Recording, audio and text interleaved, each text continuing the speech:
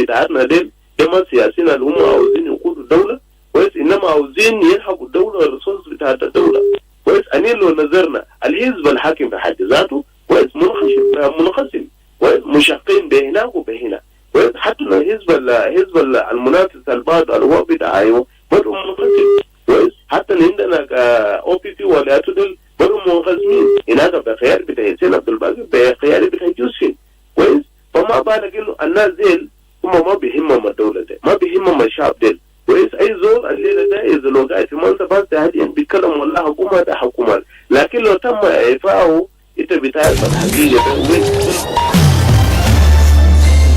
Live from Juba, on air and online. This is iRadio News. Hello, good afternoon. This is iRadio News. First, to the headlines. The police in Juba have arrested 2 suspects in connection with the killing of Council of State lawmaker Luka Mathin, who was shot dead in Juba on Saturday night. Activist Edmond Yakani says a political dialogue among parties scheduled for this week was abruptly postponed this morning after the SPLM party raised objections to the proposed agenda. And the Minister of Information and Communication in Upper Nile State has welcomed the resumption of iRadio broadcast in Malakal, saying it will help in promoting public awareness ahead of the upcoming elections. This is stories and more coming to you in this news bulletin with me, Lasuba Memo. And now the news in detail. The police in Juba have arrested 2 suspects in connection with the killing of Council of State lawmaker member Luka Mathin, who was shot dead on Saturday night. Authorities say investigations are ongoing to establish the motive behind the attack. Luka Mathin, who represented Choibet County in Lake State in the Council of States, was killed during a shooting incident that occurred at around 9 p.m. in the high referendum area, Gudele Block 4. Confirming the incident to iRadio, the National Police spokesperson Major General James Mandenoka said 2 people were shot during the attack, resulting in 2 fatalities, one of whom was the MP Luka Mathin. General Enoka stated that 2 suspects have been arrested and are currently in police custody. He added that a criminal case has been opened at Gudele Police Division and investigations are progressing. Police say information obtained from the suspect is expected to help identify other individuals who may have been involved in the killing. He spoke to iRadio this morning. Yeah. Okay. The extent was that around 9 p.m. That is Village Block 4, somebody shot 2 persons dead. So this person, one of them is the Honorable Luka Mathin, 36 years old. And another person is Riek Ajang. These were the people, that incident took place at the referendum area. The 2 accused who have been arrested. They are now under custody and the investigation is proceeding. The case has been opened in Gudele Police Division. So and we are expecting a press report from regarding the development of the case. It is through this aspect that the others who might be involved will be identified. The police authorities have assured the public that they will provide updates as soon as new developments emerge. Meanwhile, the National Democratic Movement has condemned the killing of its member in the Council of State, Luka Mathin, describing it as a barbaric act that undermines peace and the rule of law. In a statement released today, the party said it received the news of the assassination with shock and disbelief.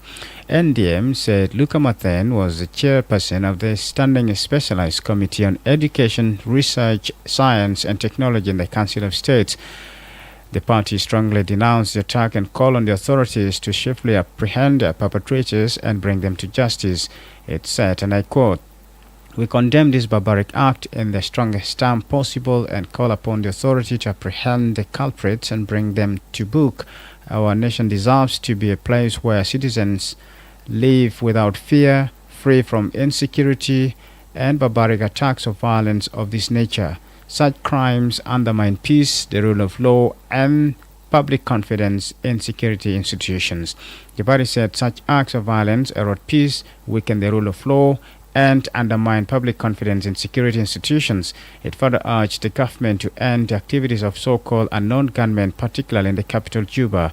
The NDM extended its heartfelt condolences to the family of the late lawmaker, his constituents, and colleagues, and prayed for his strength and comfort during this difficult time.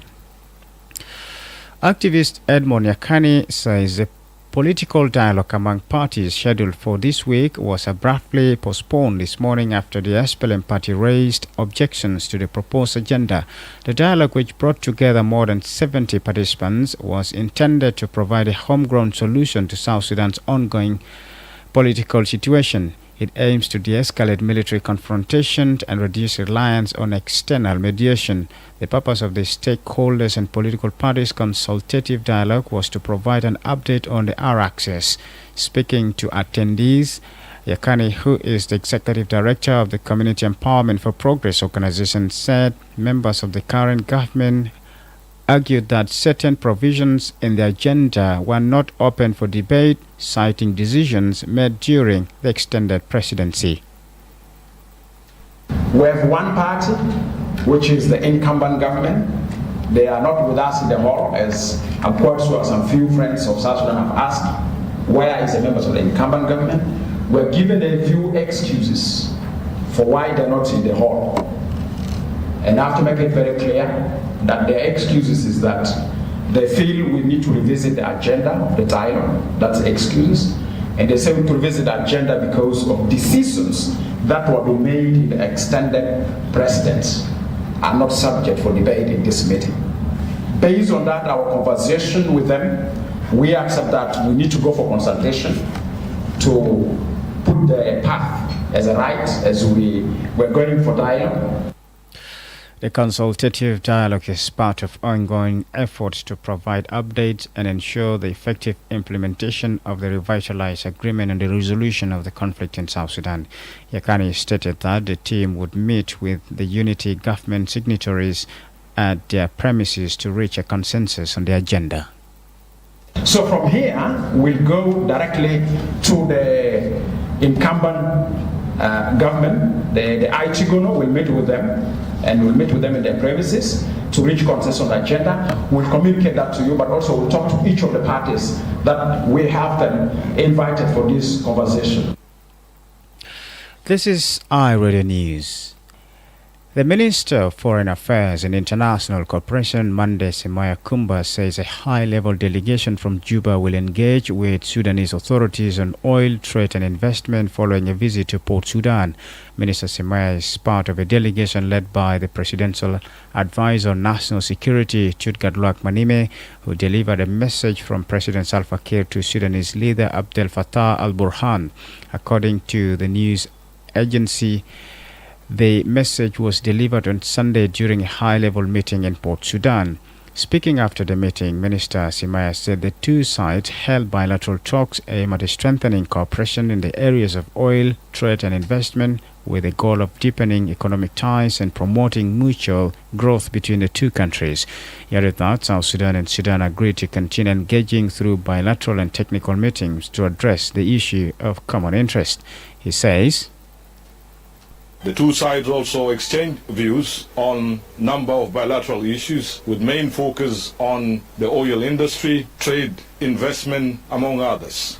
The two sides also agreed that the delegation will continue in engaging in several meetings, bilateral meetings and technical meetings to address issues of mutual concerns. For his part, Sudan's Undersecretary at the Ministry of Foreign Affairs, Ambassador Muawiyah Osman Khalid, said the meeting underscored the strong relationship between the two countries.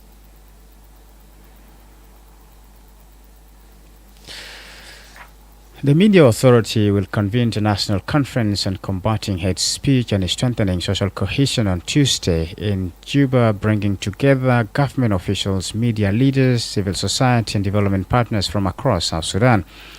In a press invite dated Earlier, the three-day conference, organized in collaboration with Journalists for Human Rights, will run from December 16th to 18th at the Juba Grand Hotel under the theme Beyond the Painful Divides.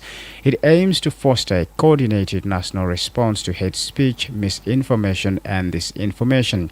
According to the organizers, the conference will bring together a total of 39 delegates from the 10 states of South Sudan and the 3 administrative areas, and will be joined at the national level by 111 representatives of government institutions, media houses, civil society, faith groups, youth and women-led organizations.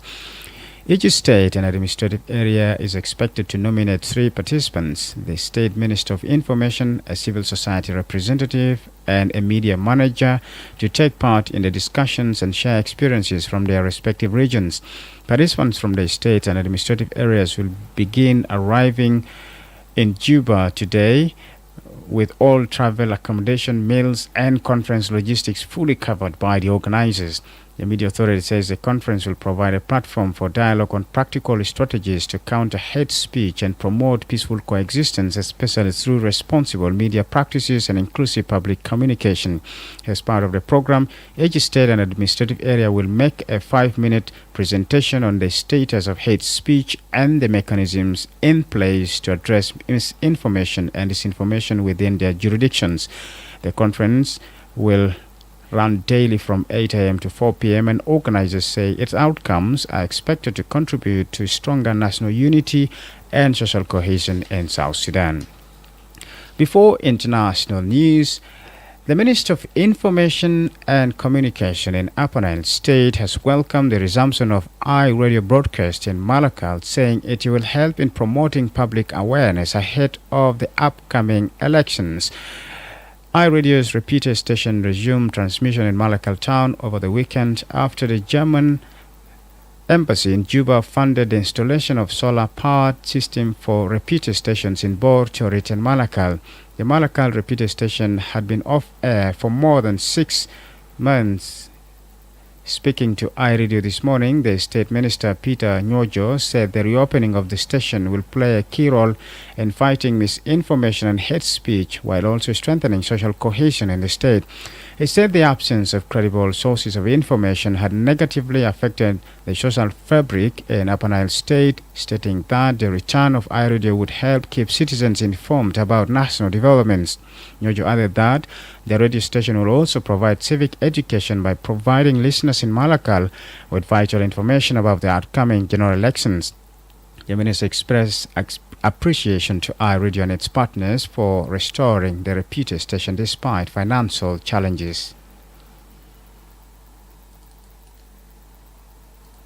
إعادة فتح بتاعت المحطة بتاعت التقوية بتاعت إذاعة آي راديو في ملكال بالمناسبة هيعمل تغيير كبير جدا في مستوى الوعي على مستوى بتاعت ملكال والمقاطعات المجاورة لها، ودي الحاجات اللي احنا تكلمنا فيها كثير يعني كحكومة بتاعت ولاية على النيل، إنه وجود إذاعة محلية بيساعد في توعية بتاعت الناس بالمعلومات المضللة، وبيساعد برضه في رصد النسيج الاجتماعي، لأنه النسيج الاجتماعي في ولاية على النيل وخاصة في ملكال داير شغل كثير جدا. عشان كده الرسالة بتاعت الراديو رسالة واضحة، الرسالة بتاعت السلام ورسالة بتاعت عيش السلمة هيساعدنا كثير كحكومة، وهنقطع الشوط ان شاء الله عشان ما الوضع بتاعت المواطنين يرجع زي ما كان. الراديو هيشتغل فيه شغل كبير جدا في التوعية بتاعت الناس والأهمية بتاعت الانتخابات والشرح المبسط للمجتمعات. انا بشكر اذاعه اي راديو وبشكر البارتنرز كلهم اللي ساهموا انه يتم اعاده تشغيل المحطه بتاعت التقويه في ملكال، لانه المنظمات بيواجهوا مشاكل كثيره في التمويل، لكن برغم ده كله هم قادرين يشاركوا معنا الموارد البسيطه عشان نقدر نساعد المجتمعات عشان تقدر تبدا حياتها من جديد. This is our radio news, and now to the international scene. Here is Walma Pal. Good afternoon, Lasuba Memo. Taking you through regional international stories, let's begin in the neighboring Uganda, where military has confirmed it is holding a Catholic priest who went missing nearly 2 weeks ago, accusing him of involvement in violent subversive activities. In a brief statement, the military said Father Diosdedit Sakabira had been arrested, was in lawful custody, and would be charged in court The Catholic diocese in the city of Masaka previously said Father Sakabira was kidnapped by men in Uganda army uniform. The church has not responded to the military's accusations. Elsewhere, legendary Hollywood filmmaker and actor Rob Reiner and his wife Michelle have been found dead in their Los Angeles home, according to the BBC. Authorities are investigating the incident as an apparent homicide after police and firefighters were called to the couple's house on Sunday afternoon in an upmarket neighborhood of L.A. Reiner is known for directing classic films including The Princess Bride. This is his Spinal Tap, When Harry Met Sally, Misery, and A Few Good Men. And finally, 2 gunmen who killed 15 people at Bondi Beach in Sydney on Sunday have been named in local media as Sajid Hakram, 50, and his son Naveed, 24. Police had confirmed the gunmen were father and son. The older man died at the scene while his son is in a critical condition in hospital. The men had reportedly pledged allegiance to the Islamic State group, while IS flags were reportedly found in their car. That's all from the Regional International Stories. With me, Walma Pal. Back to you, Lasuba Memo. Thank you, Walma Pal. And now to the world of sports.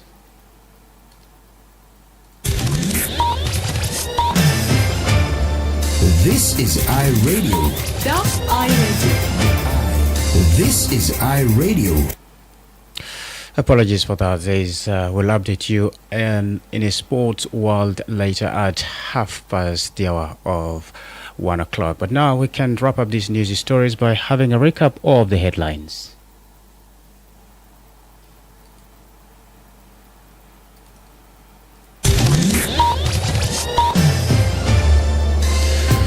Police in Juba have arrested 2 suspects in connection with the killing of Council of State lawmaker member Luka Mathen, who was shot dead in Juba on Saturday night.